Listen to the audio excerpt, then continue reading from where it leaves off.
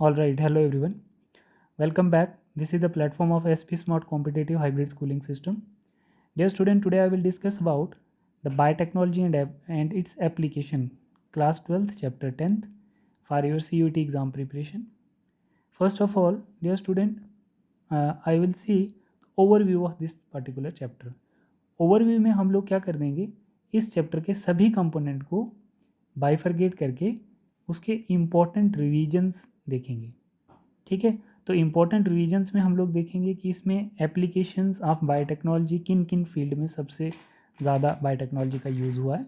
तो यहाँ पर देखिए बेटा, जैसे हमारे पास है biotechnology and its application, use of biotechnology in the field of agriculture. ठीक है, फिर उसके बाद in the field of medicines and then in the field of gene therapy.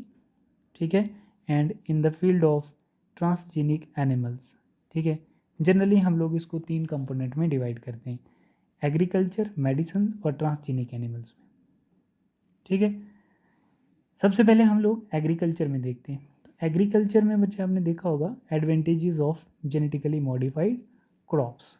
देखो, advantages of genetically modified crops का क्या मतलब होता है कि हम लोग बायोटेक्नोलॉजी की हेल्प से एबायोटिक स्ट्रेस को ख़त्म कर सकते हैं, more tolerant to abiotic stress.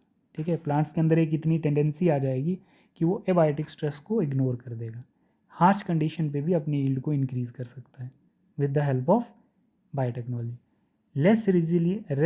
Less resilience on chemical pesticides. तो जो पेस्ट का एक स्टेबिलिटी था तो वो लेस रेजिलियंस हो जाएगा. ठीक है, मतलब क्या हो जाएगा कि पेस्टिसाइड्स कम होना शुरू हो जाएंगे. लेस पोस्ट हार्वेस्ट लॉसेस, जो लास्ट में हमारी क्रॉप्स जो थी वो ख़राब हो जाती थी तो उसका चांसेस कम हो जाएंगे कि वो लास्ट में ख़राब हो. High efficiency of mineral usages by plants. तो प्लांट्स जो प्रॉपर मिनरल न्यूट्रिएंट ट्रांसपोर्ट नहीं कर पाता था उसका यूजेज बहुत अच्छे से हो जाएगा. And then enhancement nutritional value of food. ठीक है, न्यूट्रिशनल वैल्यू इंक्रीज़ कर जाएगा. तो ये जेनेटिकली मॉडिफाइड क्रॉप्स में बायोटेक्नोलॉजी की एप्लीकेशंस हैं. नेक्स्ट हम लोग बोलते हैं pest resistance in tobacco plants.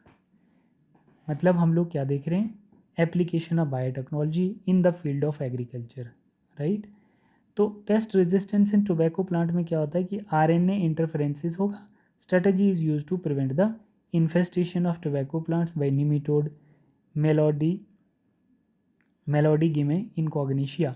तो इसमें क्या होता है बच्चे, जब हम लोग आरएनए साइलेंसिंग कर रहे लेते हैं, डीएनए से आरएनए बनाते हैं और आरएनए से जब प्रोटीन बनेगा तो तभी करैक्टर एक्सप्रेस होगा.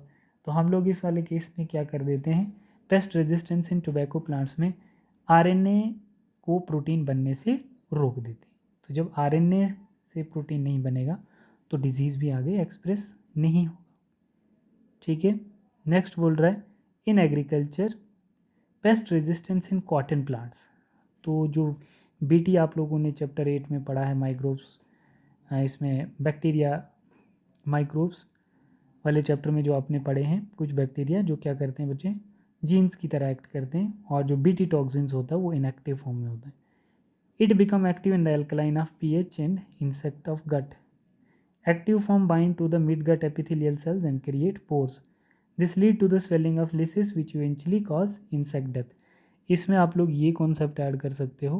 कॉन्सेप्ट जैसे हमारे पास क्या बनता है देखना, जैसे हम लोग इसमें बात करेंगे बच्चे, जो हमारा बीटी होता है ना, बीटी बेसिलस थ्रियोजेनेसिस, ये एक प्लांट है. हम चाहते हैं कि इस प्लांट के ऊपर इस बीटी को छिड़क देते हैं. ठीक है, आ गया कैटरपिलर आ गया, हमने इस पर बीटी को छिड़क दिया था स्प्रे से. ये कैटरपिलर जैसे ही इसको खाएगा तो इसके गट में जो पीएच होता है वो एल्कलाइन होता है. तो जैसे ये बीटी एल्कलाइन के साथ रिएक्ट करेगा तो इसके इंटेस्टाइन के अंदर परफोरेशंस कर देगा. तो परफोरेशन होने से खाने वाले की डेथ हो जाएगी. तो मतलब ये पेस्ट रेजिस्टेंट हो गया ना. ठीक है बेटा, नेक्स्ट हमारे पास क्या आता है, इन the field of medicines, application of biotechnology in the field of medicine. तो ये स्ट्रक्चर जो आपको दिख रहा है ये प्रो इंसुलिन है, ये प्रो इंसुलिन है और ये जो है 2 चेन वाला, इसको हम क्या कहते हैं, इंसुलिन कहते हैं, मैच्योर इंसुलिन। ये हम मार्केट में दे सकते हैं। याद क्या रखना है, इसके बाद 3 चेन होती हैं, जब सी चेन को रिमूव कर देते हैं तो ये मैच्योर हो जाता है। जब ए बी सी दोनों चेन्स होती हैं तो हमारे पास इमैच्योर इंसुलिन होता है। अब इसको हम लोग send to the clinical trials या लेबोरेटरी में हम इसको सेंड कर सकते हैं, ये हमारा मैच्योर इंसुलिन। ठीक है, बीच में डाइसल्फाइड बॉन्ड भी होते हैं, है ना, सल्फाइड बॉन्ड हो से ये चेन आपस में कनेक्ट होती है। जीन थेरेपी क्या होता है बच्चे, आप लोग देख सकते हैं, जीन थेरेपी जो है वो एक टेक्निक होती है डिसऑर्डर को ठीक करने के लिए ब्लड के अंदर। मॉलिक्यूलर डायग्नोसिस, मॉलिक्यूलर डायग्नोसिस में पीसीआर आपने याद रखना, पॉलीमरेज चेन रिएक्शन और एंजाइम लिंक्ड इम्यूनोसॉर्बेंट से, ठीक है। और पीसीआर में डीएनए की रेप्लिकेशन होती है। क्या क्या होगा बच्चे, पहले स्टेप ये देखो, ये जैसे हमारे पास क्या है, ये वाला हमारा ओल्ड स्ट्रैंड आ गया, ठीक।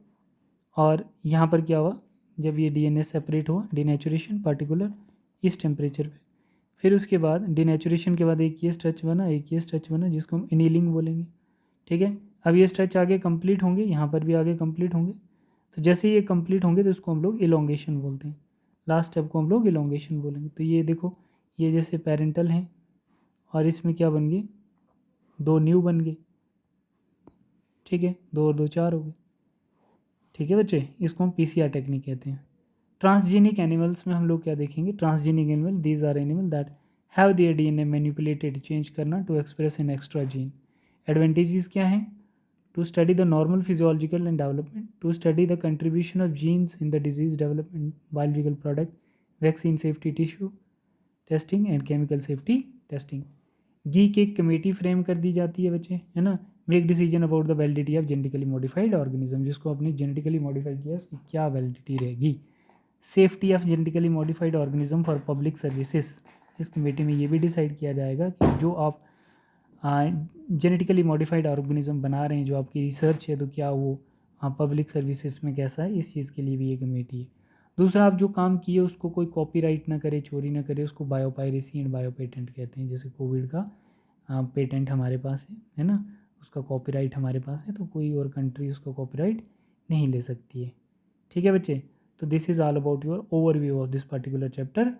एंड हम लोग देखेंगे इसके बाद इसके शॉर्ट नोट्स देख लेते हैं बच्चे। ये रहे इसके एप्लीकेशन ऑफ बायोटेक्नोलॉजी के शॉर्ट नोट्स, ठीक है। आप लोग इसकी एप्लीकेशन देखें, एग्रीकल्चर फील्ड में क्या है इसकी application, modification of plants and crops, application of biotechnology in the production of pest resistant plant, BT cotton, BT corn, rice, tomato, potato, soya beans and few examples, ठीक है। ये क्वेश्चन सॉल्व करें। और ये चेन आगे structure of human insulin,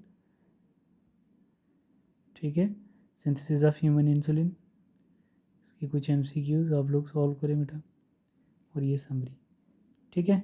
this is complete application of biotechnology along with your overview of this chapter. Thank you.